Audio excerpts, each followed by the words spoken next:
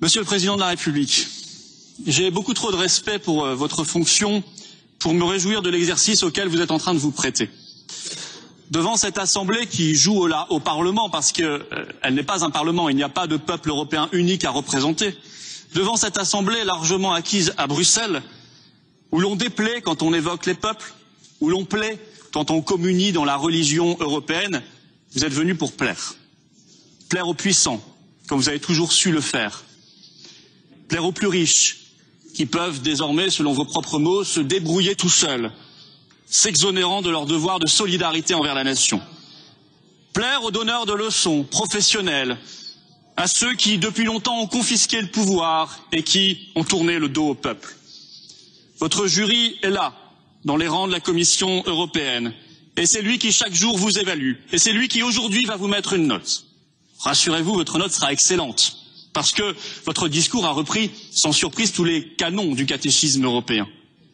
Votre jury vous accorde un bon point quand vous parlez de souveraineté européenne, manière on ne peut plus fallacieuse de saper la souveraineté nationale, la seule qui vaille en démocratie. C'est vrai, aujourd'hui, vous avez manqué de peu les félicitations du jury parce que vous vous êtes exprimé pour une fois en français, alors que de plus en plus souvent, dans votre expression publique, vous abandonnez la langue de Molière et la francophonie au profit de l'anglo-américain. Mais rassurez-vous, vous restez le chouchou de la Commission. Vous êtes tellement bon élève, tellement bien appliqué à suivre la politique de la Commission et des lobbies, que vous avez déjà rejoint Tony Blair et Matteo Renzi au rang des coqueluches de Bruxelles. Et comme eux, vous êtes condamnés à promettre de réformer l'Union européenne et vous échouez déjà, vous décevez déjà parce qu'elle est irréformable par construction.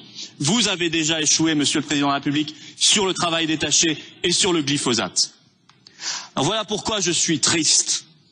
Diriger une vieille nation comme la France est une fonction trop noble pour qu'elle s'abîme dans cette star académie des étoiles pâlissantes du drapeau européen où chacun défile comme un vulgaire élève. Monsieur le Président de la République, ne pataugez pas dans les eaux croupies des technocrates et des lobbies.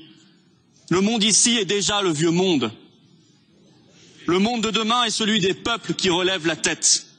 Soyez connectés à cette dynamique de l'histoire. Sous l'impulsion de Nigel Farage, suivi par tant d'autres, le peuple britannique a déjà brisé ses chaînes. Oui, le peuple britannique, que ça vous plaise ou pas, a voté souverainement pour sa liberté et pour son indépendance. La liberté et l'avenir, l'Union européenne est déjà le passé. Parlez donc de la France, Monsieur le Président de la République, et donc parlez au monde comme la France sait le faire quand elle est libre, comme savait le faire le président Chirac en 2003, quand lui savait refuser les guerres américaines.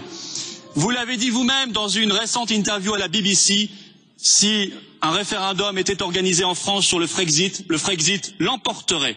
Alors soyez démocrates, faites donc ce référendum en France. Offrez aux jeunes la fierté, aux anciens la dignité, à tous la liberté.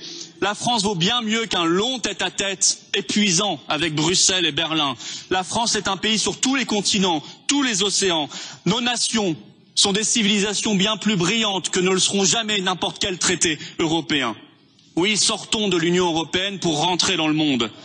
Et si d'aventure, Monsieur le Président de la République, cette perspective ne vous séduisait pas, alors vous pouvez vous reconvertir au sein de la Commission européenne ou directement vous faire recruter chez Goldman Sachs. Vous n'aurez fait que griller une étape.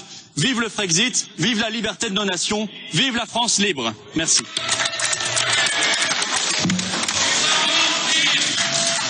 Pour